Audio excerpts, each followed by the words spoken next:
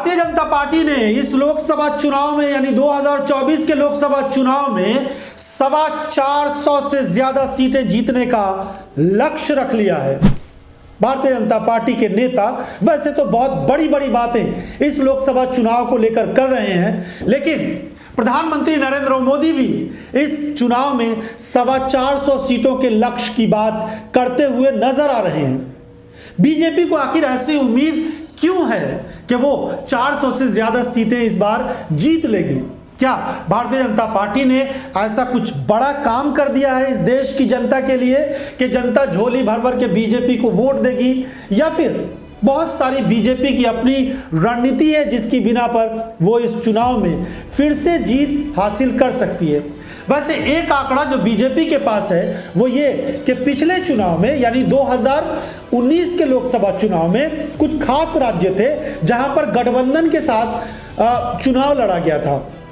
उनमें महाराष्ट्र एक ऐसा राज्य है जहां पर शिवसेना के साथ गठबंधन था, बिहार में जनता दल यूनाइटेड के साथ गठबंधन था, पंजाब में अकाली दल के साथ गठबंधन था। तो इस तरीके से पंजाब में 13 में से 3 सीटों पर बीजेपी चुनाव लड़ी थी, महाराष्ट्र में 48 में से 25 सीटों पर उसने अपने उम्मीदवार उतारे थे, और बिहार में 17 सीटों पर यानी 40 में से 17 सीटों पर बीजेपी ने अपने उम्मीदवार उतारे थे। लेकिन अब बिहार की जो 40 सीटें हैं, 40 की 40 सीटों पर 1-2 सीटें इधर उधर जा सकती हैं, लेकिन लगभग 40 सीटों पर बीजेपी वहां पर चुनाव लड़ेगी। इसके अलावा पंजाब में भी पंजाब की 13 सीटें हैं, वहां पर भी बीजेपी अकेले चुनाव लड़ेगी। महाराष्ट्र में भी उसके पास जो हिसाब किताब बन रहा है उस हिसाब से वो महाराष्ट्र में भी 48 सीटों पर चुनाव लड़ेगी। इस जोड़ घटाव में अगर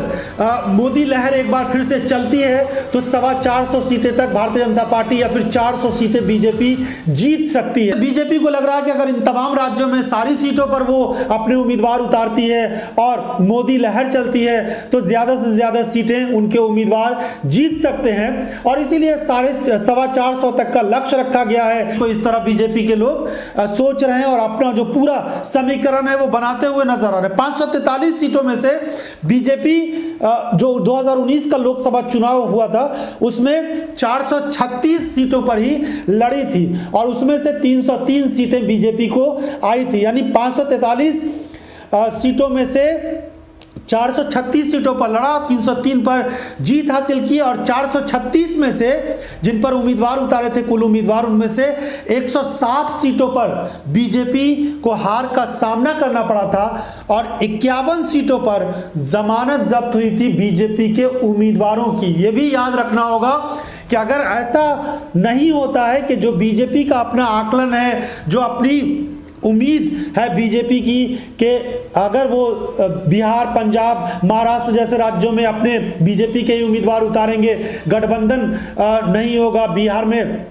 जेडीयू जैसी पार्टी के साथ गठबंधन नहीं होगा, तो सभी सीटों पर वो चुनाव जीत जाएंगी। लेकिन अगर ये उल्टा पड़ गया और क्षेत्रीय पार्टियां मजबूती से चुनाव लड़ती हैं, जैसे पंजाब में आम आदमी पार्टी और कांग्रेस का गठबंधन अगर हो जाता है तो बीजेपी के लिए वहां जीत पाना बहुत मुश्किल होगा। महाराष्ट्र में भी इसी तरह की स्थिति है, बिहार में भी जो जातीय समीकरण नीतीश कुमार ने बना दिया है उसके आगे तो बीजेपी बेबस नजर आ रही है। तो अगर ये उल्टा पड़ गया तो बीजेपी के 425 का सपना ऐसा चकनाचूर होगा कि वो